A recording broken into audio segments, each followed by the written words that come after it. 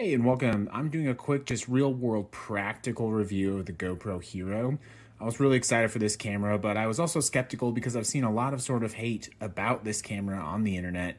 And I just kind of wanted to see for myself. I think GoPro has a bit of an identity crisis because when you think about it, they have, the phone I'm shooting on right now, which is a Pixel 8a, has excellent video quality, and so the conversation is no longer about GoPro being the video camera of choice, because even this phone can go underwater for brief periods of time.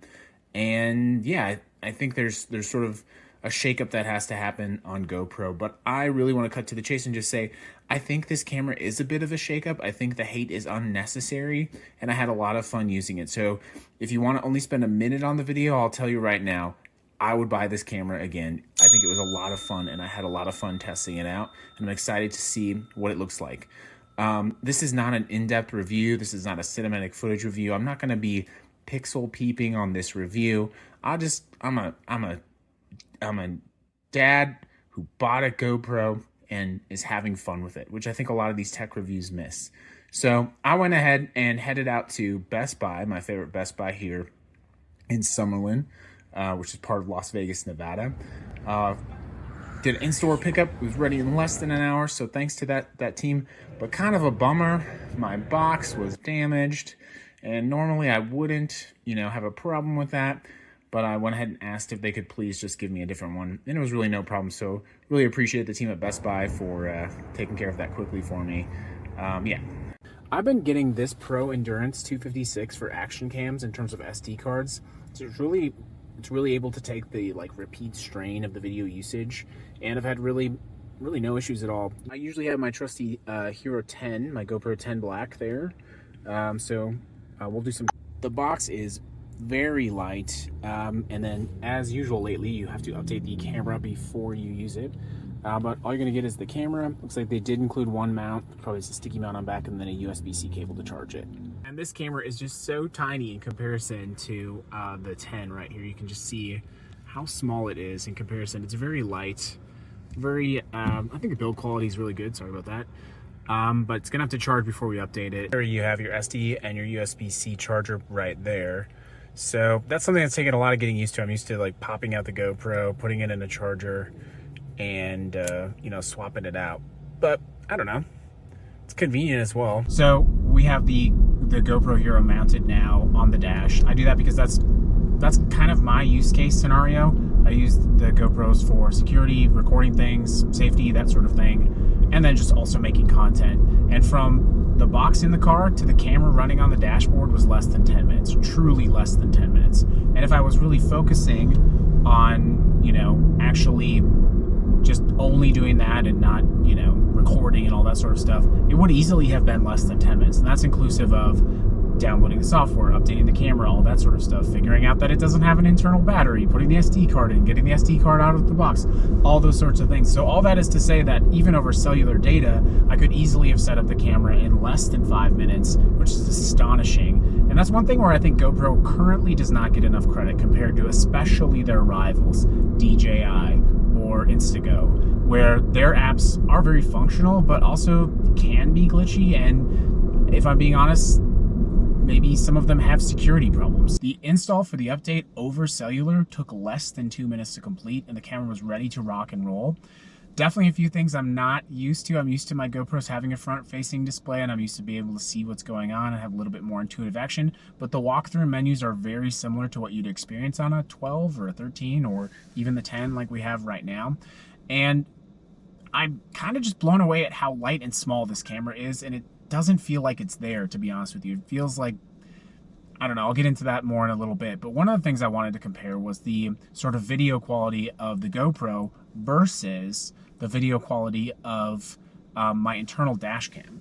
There are times and scenarios when you, when I use this, and that's if I'm in a situation where I know it's an active safety situation or I know I'm going to document something, in addition to my dash cam, I'll pull out a GoPro, and I really have to say that the quality was crazy. It's very, very good. So yeah, in that scenario, you can see just the pure difference between the GoPro here and the display ride, which is right here. And I love my display ride. Definitely going to do a separate video on the display ride and how that works for me. But the quality is really, there's no comparison here. So in this scenario, I'd be very comfortable using the GoPro Hero in this sort of like action cam, dash cam scenario, documenting safety situations, documenting, you know, anything like that. Very easy to set up, very easy to use. I don't think GoPro gets enough credit for the app, the intuitiveness of the app, and how easy it is to set up and use the app, and what you can do in the app, like download your videos, preview, have live view of the footage. Like, that's great. While I don't have the front-facing camera, or sorry, the front-facing screen on the GoPro like I would have on the GoPro 12, for example, having the ability to do a preview in the app, I can just connect to the phone, preview it on the app, and it works just fine. But I really think GoPro's trying for something different here, which is more of a set it and forget it.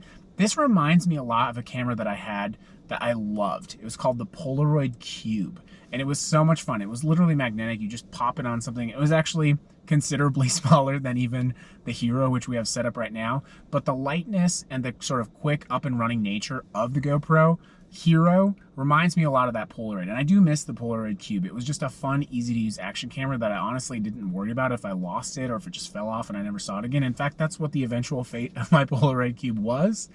And I think my initial impressions of the Hero right now, as I'm using it in this scenario, is I'm actually kind of excited to see what the accessory game looks like. I'm excited to see what that looks like and feels like. With my other GoPros, I have lots of accessories, but I'm not excited about using them. They feel sort of like afterthoughts or necessities. With the Hero, I'm envisioning a lot of scenarios where I can just have a lot of cool fun because it's small and because it's easy to set up and use. And honestly, if I'm telling you the truth, because it's relatively inexpensive for an action cam of this quality, and if something happens, I'd be less worried than if I were losing a regular DSLR or a mirrorless camera or even a GoPro 13, which I'd hate to have to lose one of those. But that's the initial setup in the initial video, and I'm pretty excited. So we'll try to film as much of this review on the Hero that we can, so you can actually see that video quality. And yeah, this is less than 10 minutes into having the GoPro, which is pretty exciting. Now, the video that I'm shooting right now is literally just straight out of the box default settings, and I think the reason I'm doing that is a lot of reviews will go into a lot more of the advanced features, but the vast majority of users that I know, they kind of stick with the default settings and features.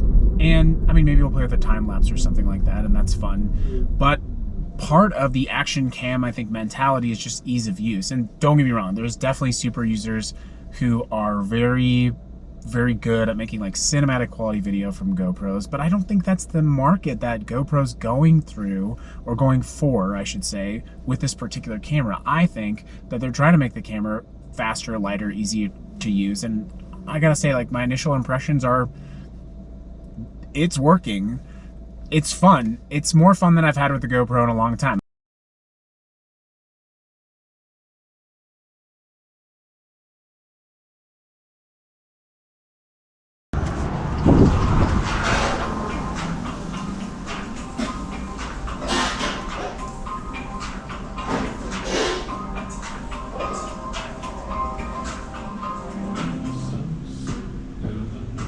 I have noticed that it's a little bit slower kicking up to start up than my 12 and 13. So when you press the top button to start recording, it does take a little bit of extra time. But here's a good example of the difference between going outside to inside, which I think is pretty cool. Really good, seamless change of lighting, very good handling of that.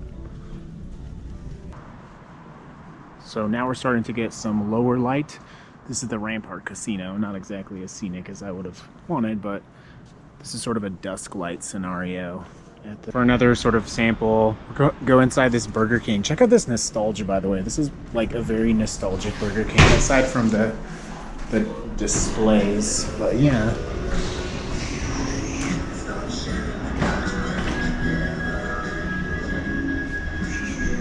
And ultimately, oh hey, I'm literally handheld right now. It's in my hand.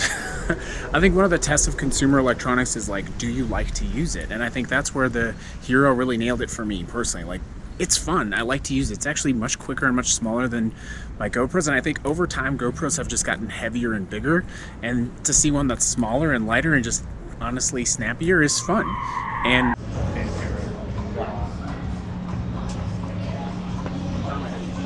but I think